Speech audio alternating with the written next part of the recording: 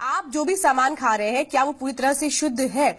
ये सवाल इसलिए उठ रहा है क्योंकि कानपुर एचबीटीआई इंस्टीट्यूट ने जिस तरह से रिसर्च किया है वो ये बता रहा है कि मस्टर्ड ऑयल में ज्यादातर कंपनियां मिलावट कर रही हैं। यानी समझ लीजिए आपकी सेहत के साथ किस तरह से खिलवाड़ किया जा रहा है। विश्वास के साथ आप सामान खरीदते हैं, लेकिन हो सकता है जो विश्वास आप रख रहे हो उन चीजों में वही उसी के साथ धोखा हो रहा हो।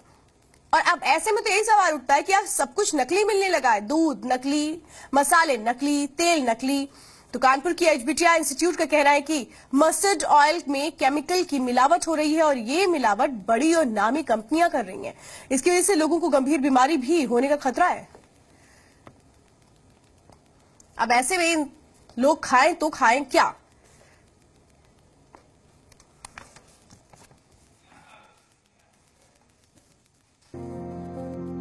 भारत में सरसों का तेल सदियों से खान पान में इस्तेमाल होता रहा है।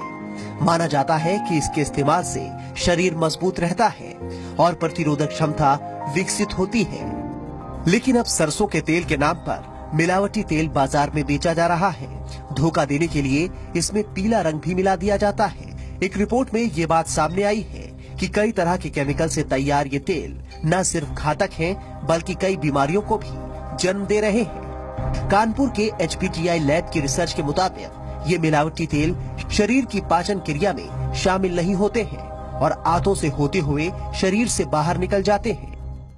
बाजार में जो सरसों का तेल है उसमें बहुत मिलावट है, अतः उस पर हम लोगों ने एक अध्ययन किया है और उसी अध्ययन के अंतर्गत ये पाया गया है कि जो बाजार में साधारण तेल जो खुले हैं सब ब्रांडेड प्रोडक्ट मल्टीनेशनल्स के सब भारतीय उत्पादक करता है, उनमें बहुत मिलावट है।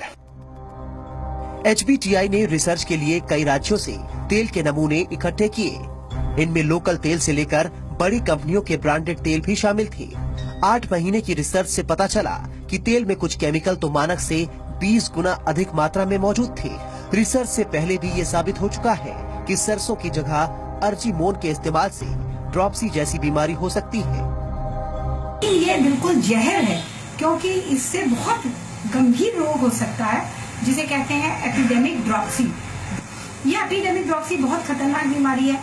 इसमें सूजन के अलावा जब ये पानी भरता है, ये पानी पूरे शरीर में फैलता है, फेफड़े तक पहुंच जाता है और फेफड़े से ये हार्ट तक में जोर डालता है और हार्ट में इतना प्रेशर डालता है, हार्ट फेलियर हो जाता है।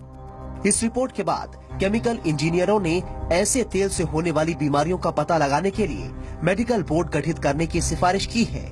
वहीं आम आदमी भी रिपोर्ट के बारे में जानकर हैरान परेशान है। पहले भी ये बात सामने आ चुकी है कि देश में जितना सरसों पैदा होता है उससे ज्यादा तेल बाजार में मौजूद है। ऐसे में मिलावटी और नकली तेलों पर रोक लगाकर ही आम आदमी की सेहत का ख्याल रखा जा सकता है। तो आप जो भी खाइए कम से कम ये सोच के खाइए या समझ के खाइए, देख कर खाइए कि दरअसल उसमें कहीं ऐसा तो नहीं है मिलावट है। अगर लग रहा है आपको खाने में कि टेस्ट में कुछ फर्क है या कुछ भी है तो फिर अलर्ट हो जाइए। तो नकली खाद्य तेल लीवर को किस तरह से नुकसान पहुंचाता है ये हम आपको बताते हैं। ये शरीर के डाइजेशन सिस्टम को भी बुरी तरह से हिलाकर रख देता है। नकली खाद्य तेल से हाइपरटेंशन और कोलेस्ट्रॉल बढ़ता है। नकली खाद्य तेल की वजह से किडनी भी खराब हो जाती है। तो जॉइंटिस, हेपेटाइटिस, उल्टी, पेचिस, एनीमिया जैसी घातक बीमारियां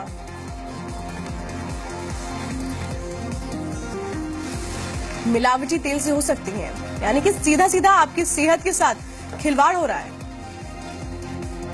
तो चंद मुनाफे के लिए कैसे लोगों की सेहत के साथ खिलवाड़ कर रही हैं कंपनियां, लेकिन इन्हें क्या रोकने के लिए कोई नियम नहीं है? क्या इन पर सख्ती नहीं हो सकती? और इस तरह से हिम्मत कैसे हो जाती है मिलावटखोरों की मिलावट करने की? क्या कहीं ना कहीं सिस्टम की खामी इसमें नजर आती है?